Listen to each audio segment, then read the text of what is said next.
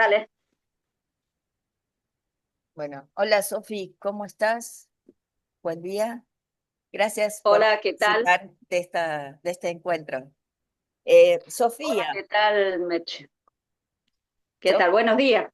Sofía, ¿querés presentarte para la gente que aún, no sé si hay mucha, pero hay gente que seguramente no te conoce?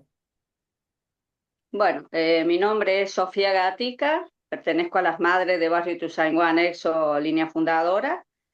Y bueno, siempre hemos estado luchando contra el modelo extractivista, contra las transnacionales y en realidad luchamos por la vida. Es así. En realidad vos eras una vecina y a partir de que empezaste a notar en una cuestión familiar, ¿no? Los efectos que aún en ese momento no sabías, y en el barrio empezaste a organizarte y a luchar. ¿Podés contar un poco esos comienzos? ¿Qué pasaba? ¿Qué estabas viendo?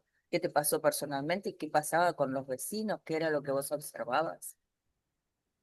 Sí, estamos hablando antes del 2000. eh, Justo era la época de los saqueos, la época de que la Rúa se iba en el helicóptero, eh, una época mala para la Argentina. Eh, yo había perdido a mi hija con malformación de riñón y estaba, como todo el mundo, cuando pierde un hijo, muy mal, muy mal.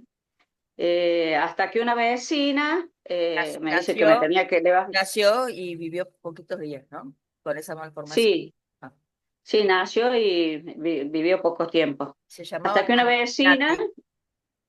¿cómo? Se llamaba Nandi. Le vamos a poner nombre, porque esto le pasa a las Sí, sí. personas. Sí, yo poco hablo de mi hija porque, es más, yo me largo yo ahora, mira, ya me estoy poniendo mal. Por eso, viste que te empiezo a contar, pero trato de ir y esquivar ese tema, Mm. porque, ve, ya me se te pone mal. Yo me pongo muy mal, me pongo muy mal. Y Me hace mal y bueno, una vecina me dice que me tenía que levantar, que no podía estar ahí. Fue una mala experiencia en la maternidad cuando me entregaron mi hija, me la entregaron muerta. eh, y me la trae la enfermera, me la entrega en los brazos y me dice, tóquela, está calentita. Y me la pone, yo nunca, no sabía que estaba muerta, me dice, pero está muerta. Entonces yo tenía algo que no quería tener, que me hizo mucho mal. Más vale tenía a mi hija muerta en los brazos y me puse mal.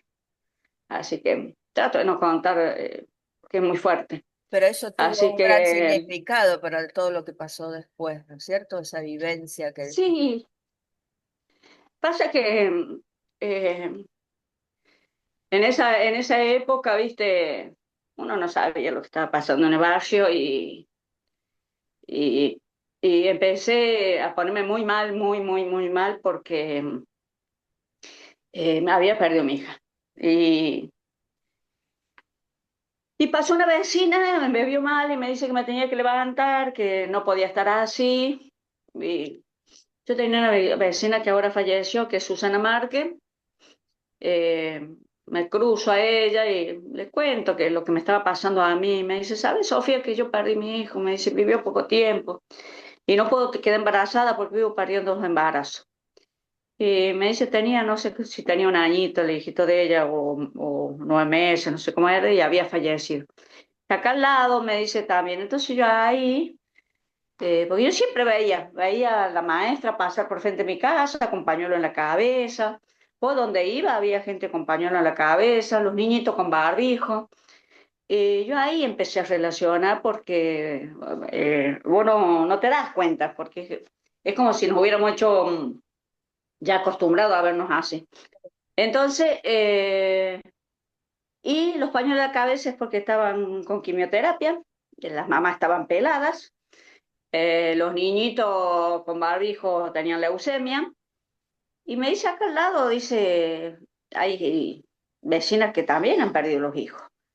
Y ahí empiezo a hacer un relevamiento y sí, en mi cuadra habíamos como 7 que nos habían entregado los cajoncitos blancos. No sé si ahora se hace, pero te estoy hablando hace varios años. A vos fallecía el bebé, te daban un cajoncito blanco y vos lo tenías que llevar en el auto a tu hijo muerto a enterrar. Eh, Ahora no sé si se hace eso, si sigue eso. Y a todos en la cuadra éramos 7 que nos habían pasado lo mismo y nos habían entregado los cajoncitos blancos eh, con nuestros hijos muertos.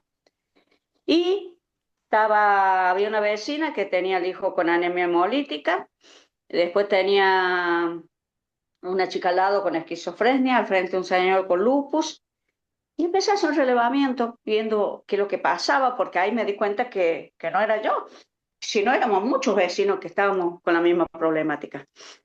Y sin mentir, te dice pocas cuadras y encontré muchísimos cánceres, muchísimos. No sé si había hecho una T así, y donde iban me decían, no, pero anda a la casa de Norma que tiene el hijo de 18 que murió la hija.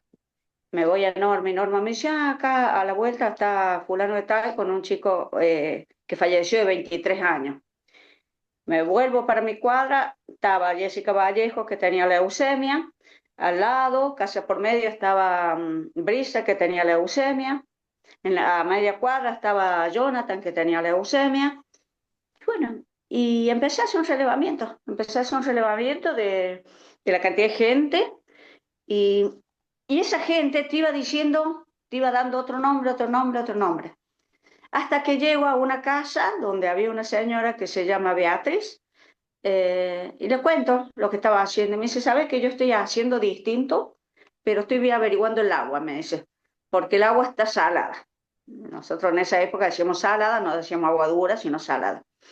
Y y le digo, sí, y bueno, Sofía, que nos juntemos, dice, vayamos casa por casa. Y con Betty Ferreira, Betty López Ferreira, empezamos a hacer un relevamiento y irnos más para el otro lado, porque nosotros estábamos haciendo alrededor y empezamos a irnos más al norte y más al sur. Y hago un mapa, empiezo a marcar los enfermos, les empiezo a preguntar dónde se atendía, cuántos años tenían, cuánto tiempo vivían acá en el documento, el nombre, o sea, todo completo le hacía. Y nadie tenía computadora en esa época y ni celular. Yo ahora te estoy Está hablando hecho con a celular. mano. Claro, sí, todo hecho a mano, un croquis así nomás. Entonces, pero ella, el marido, no sé dónde trabajaba, me dice, todo esto que hiciste vos, yo te lo puedo hacer pasar con mi marido por una computadora, dice. No había los celulares hoy, vos vas a ver hasta los niños con celulares. Antes nosotros no poseíamos celulares, no sé, capaz que tenían celulares que tenían plata, Claro, claro. pero ahora es más común tener un celular. Y empezamos a hacer relevamiento y nos dimos cuenta de que había muchísimos casos de cáncer, pero era impresionante. Entonces presentamos ese mapa chiquito, era un mapa chico, un montón de enfermos en pocas manzanas. Yo me fui al Ministerio de Salud, ella se fue a Medio Ambiente y fueron las primeras notas que empezamos a meter y Cuando hablas de lo cajonearon. muchos, como 300 casos en pocas Sí, sí, semanas. sí, sí, eran muchísimos, eran muchísimos. Lo cajonearon, lo cajonearon. Entonces, como lo cajonearon, eh, agarré esos vecinos que yo había visitado, llamamos a los medios, salimos con carteles diciendo tenemos cáncer, tenemos leucemia, por favor ayúdenos. Y ahí sale el ministro de Salud, en ese entonces Roberto Chuy, y nos dice, no es que no estábamos haciendo nada, estábamos investigando. Y yo había mandado una médica que yo tengo anotado, porque yo desde el primer día que nos empezamos a enfermar, empecé a anotar día a día, el día a día. Yo tengo un cuaderno, no un cuaderno, tengo 13 o 14 cuadernos del día al día, eh, de quién nos atendía, quién nos recibía las notas, quién estaba ese día, si había viento, si no había viento. Es como un diario íntimo, viste, como hacer los diarios íntimos o de las quinceañeras, pero un diario de lucha. Y yo empecé a anotar todo. Y entonces el ministro Chuit nos dice que no era que no estaba haciendo nada. Él, a escondida, mandó a la doctora Tejero y había hecho análisis que nosotros no sabíamos, que después nos enteramos, y ahí a niños, había hecho a niños. Pero a su vez, él había investigado y el agua tenía glifosato y endosulfán. Entonces dicen, le corté el agua porque estaban tomando agua contaminada. y ahí supimos nosotros que el agua era una de las principales causas de las enfermedades. Pero ¿cómo llegó el veneno al agua? ¿Cómo llegó? Nosotros no teníamos agua de red, teníamos un tanque grande, alto, y cuando fumigaban, el tanque estaba abierto, más allá que esté abierto, esté roto, entran por las napas, viste que el agroquímico no es que si fumiga acá se queda acá, no, se desparrama por todos lados. Teníamos agroquímicos. Y así empezamos. Esas mamás que salimos a la calle a decir tenemos cáncer, tenemos leucemia, por favor, ayúdenos, empezamos a formar las madres de Ituzaingó, el grupo de madres de Ituzaingó. En ese entonces éramos fácil, casi 15, 16 mamás. Después nos dividimos, porque hoy en día, como las madres de Plaza Maya están divididas, la Asamblea de Malvinas está dividida, bueno, las madres de Ituzaingó están divididas. Hay una ONG, que es el grupo de madres, y estamos nosotros, que somos las madres de Ituzaingó, línea fundadora, que a nosotros siempre nos van a ver en la calle. Ustedes, donde hay una lucha, nosotros estamos, y eso, y nos conocen, nos conocen. Y yo creo que al hacernos muy conocidas, no nos han pegado un tiro, porque yo creo que hace rato hubiéramos desaparecido por la lucha que llevábamos, porque en ese entonces nadie decía nada, hasta venía la soja, ¿no? En una época venía la soja y se lo daban como alimento a los niños. Así que, y bueno, ¿sabes que habían nacido niñitos con malformación? Niñitos sin maxilar, sin el huesito en la cabeza, niñitos con 6 dedos, sin el ano, con malformación del riñón, muchos cáncer de mama, de intestino, Hodgkin linfático, leucemia linfática aguda, la mixta, o sea, todas las enfermedades, lupus, púrpura, todas esas enfermedades teníamos por las fumigaciones. Y Y yo problemas hoy, respiratorios también, ¿no? Y sí, sí, y de eso piel. a eso no te lo nombro tanto porque es algo ya común en toda la Argentina. No, no, sí, sí, pero lo Claro, nombramos en porque... toda la Argentina, claro.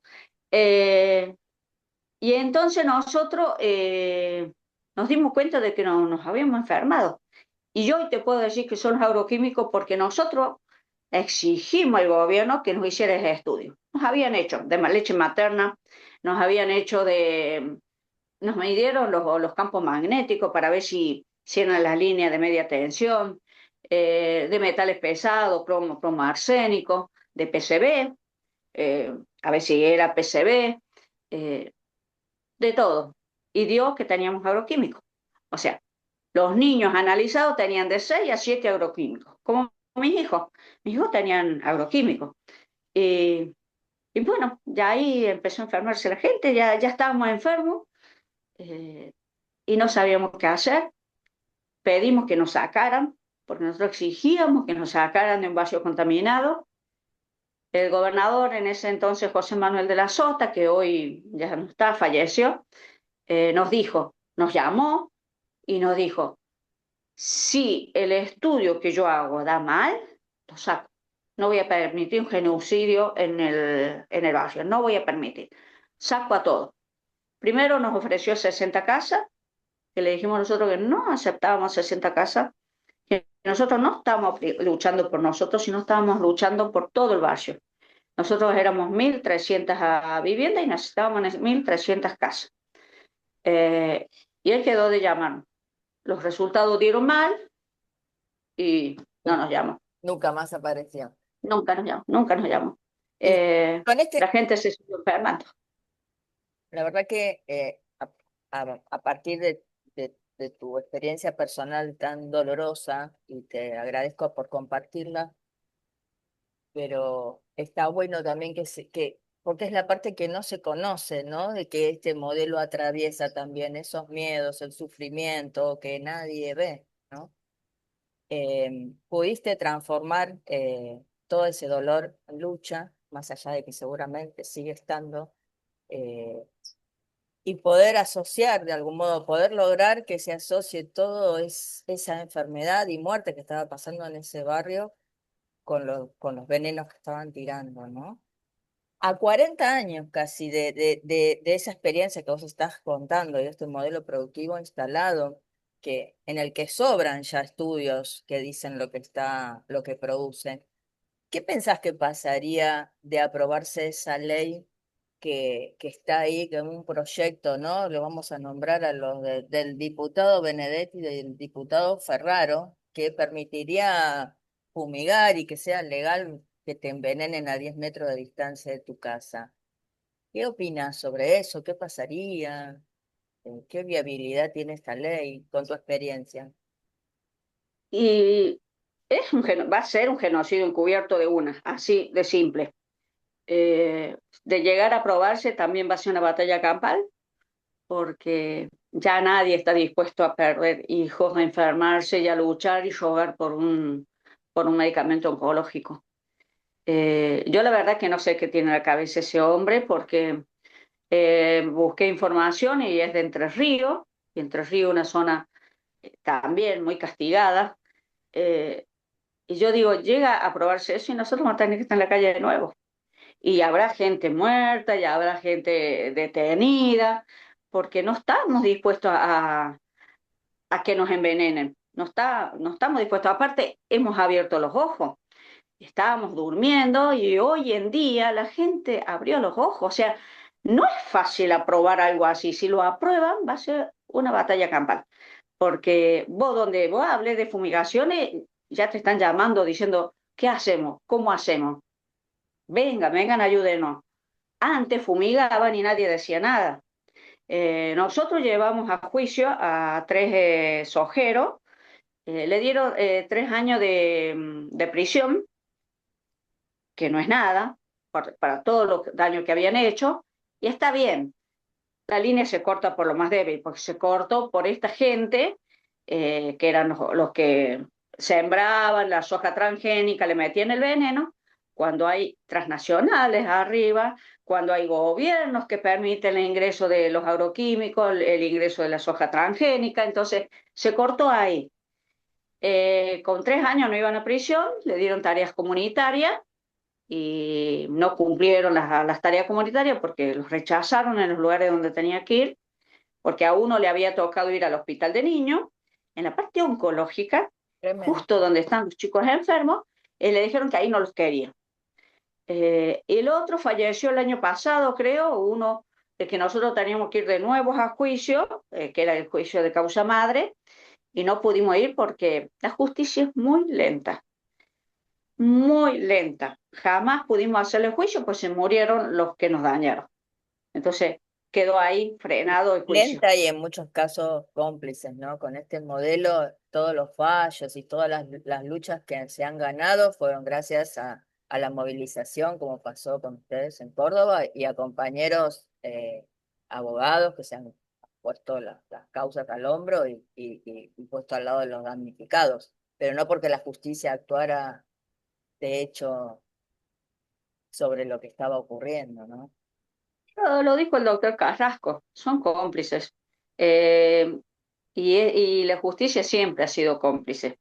Tanto los gobiernos que han sido cómplices, nosotros tuvimos la ayuda del doctor Andrés Carrasco, que yo siempre digo, gracias doctor Carrasco por todo. Somos semilla y es real, somos semilla y brotamos en todos los lados.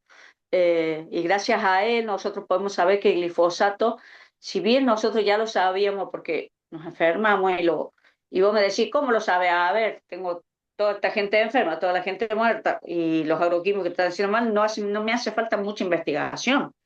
Entonces, el doctor Carrasco tuvo el coraje de hacer esa investigación y demostrar científicamente de que el glifosato se hacía mal a las personas y que producía cáncer y que producía leucemia, ¿no? Fue muy cuestionado y maltratado y no valorado por un montón de gente científica, de gobiernos, que se le tiraron encima cuando él dijo la verdad. Eh, y así como él, tuvimos la ayuda del doctor de Medardo Ávila Vázquez, tuvimos la ayuda sobre todo, que eso yo digo, wow, no existen abogados así, de Darío Ávila y Chuso González. Rescato mucho lo de Darío porque jamás nos cobraron un peso. Y mira que nosotros llevamos ya casi 25 años de lucha, 26 años de lucha, y ellos jamás nos dijeron, che, pague, no, aunque sea pagame la nafta, aunque sea, no, jamás. Es más, yo te llevo, vamos. meto esto. Y no nos pidieron para nada, aunque sea para pagar un papel, nada, nada, nada. Y yo estoy muy agradecida de ellos. Y abogados como eso necesitamos un montón. Pero bueno, son escasos, igual que los médicos, comprometidos también son pocos, Eso te iba a porque, preguntar, por qué pensás, ante una ante una última pregunta, ¿por qué pensás o qué mensaje le puedes dar a los agentes, a la gente que trabaja en salud? ¿Por qué todavía este tema no está reconocido con la gravedad que realmente tiene? ¿Qué, qué opinás vos? no, o sea, a los médicos, ¿qué le podés decir? Que se comprometan. ¿Sabes cuál es el problema de los médicos? Y eso vos me decís, no, no es así, pero, y yo pongo las manos al fuego que es así. Ellos no se comprometen porque tienen miedo de perder el trabajo. Y te lo digo porque nosotros cuando presionamos a los médicos para que dijeran la verdad, que dijeran lo que estaba pasando, decía, si salgo a decir yo trabajo para la provincia, me van a echar, Sofía. Y si no, yo trabajo en la MUNI, y dicen, no me van a renovar el contrato, y así una cosa a la otra. Entonces, ahí están fallando las universidades también, porque si vamos al caso, las universidades te dicen, vos estudiás, te recibí, trabajás para esto. No te dicen, investiguen, sepan cómo tienen que hacerlo. Si llega un paciente, qué sé yo, 6 veces o 7 veces que le tiene que dar cefalexina porque viene con un problema de piel, 6, 7 veces, investiga por qué viene, dónde vive, cómo es su casa. Tienen que investigar, porque capaz que esté viviendo al lado de las cloacas, en un lugar que no esté techado, donde se llueve, un montón de cosas que no se A esta investiga. altura ya Dame no medicamento, se pueden desconocer las causas ambientales en el claro, no las origen de las reconocen. Las causas enfermedades. ambientales, claro, las causas ambientales no se reconocen en los hospitales, ¿eh? Te medican y te mandan a tu casa. Sí, menos las relacionadas con que tienen un responsable detrás, ¿no? Como este modelo productivo, ¿no? El extractivismo que está utilizando millones de Claro, litros o de kilos tirando sobre las personas que obviamente están causando enfermedades y síntomas, pero lamentablemente aún no está tomado seriamente como debería ser. así es. Sofi, un poco para terminar y te libero. ¿Qué pensás de las buenas prácticas, estos personajes que defienden el modelo y que intentan ahora llevar esta ley, ¿no? Eh, este proyecto de ley hablan siempre de las buenas prácticas. ¿Hay posibilidad de hacer buenas prácticas agrarias sin afectar la salud y sin afectar el ambiente? ¿Qué opinas? No, no existen las buenas prácticas, no hay forma, no hay forma, porque no hay quien controle a cada mosquito, qué veneno le vas a poner, si hay viento, si no hay viento, no hay, no existe. O sea, las buenas prácticas no existen. Tan solo de usar el veneno ya no son buenas prácticas. A mí no me vengan a decir que son buenas prácticas y te doy 200 litros de glifosato, anda a meterle el campo. ¿De qué estamos hablando? Como nos decían en Ituzaingó, vamos a fumigar. Pasaban, según ellos, hacían buenas prácticas. Decían, bueno, golpeaba la puerta, vamos a fumigar, cierren las puertas y las ventanas y no dejen salir los chicos. ¿Qué buenas prácticas son esas? A ver, si vos vas a fumigar, vas a contaminar, vas a enfermar, no son buenas prácticas. Entonces, la lucha es otra, la lucha es por lo orgánico, la lucha es por la semilla criolla, por esa semilla que nosotros en el campo, mi papá campesino, ¿qué hacía? Sembraba, sacaba las mejores semillas, las guardaba y tenía para el año siguiente volver a sembrar las semillas. Hoy no, hoy vos vas, compras la semilla, compra el veneno, se te terminó la semilla y el veneno, al otro año tenés que comprar la semilla y el veneno de nuevo, porque esas semillas vos no las podés guardar. Entonces, no existe la buena práctica. Volvamos a los tiempos que vivíamos siempre. ¿Cómo hicimos antes? Yo le pregunto a los señores de la buena práctica, ¿cómo hicieron antes? Antes de que llegara el transgénico, de que llegara el glifosato, de que llegara todo esto a la gente, ¿cómo hacían nuestros padres? Con los intercambios, el intercambio de semillas. Aquel tenía buena semilla de tal cosa, te intercambiaba y así vivimos. Y teníamos la gente con unas producciones espectaculares que hoy no existen. Vos salí a la Argentina, subí. a un avión, qué sé yo, te vas a Buenos Aires en avión y ves todo soja. Y desierto. Yo, yo voy en auto, si no, ponele que no voy en avión y voy en auto, no encuentro una huerta por camino. No encuentro huertas, ¿eh? Tenés que ir, golpear a algún vecino que haga huerta, y dice, me muestra la huerta y te lleva al fondo y tiene una huertita. Bueno, Sofi, muchas gracias por participar. Te agradezco siempre tu lucha y todo lo que nos has enseñado y todo lo que has sacado a la luz, vos y tus madres. Así que, Bueno, gracias, Mechi. Y yo reconozco un montón lo que vos haces, la lucha tuya, y la verdad, me saco el sombrero y como siempre digo, nos vemos en la calle, porque la lucha es en la calle. Un abrazo.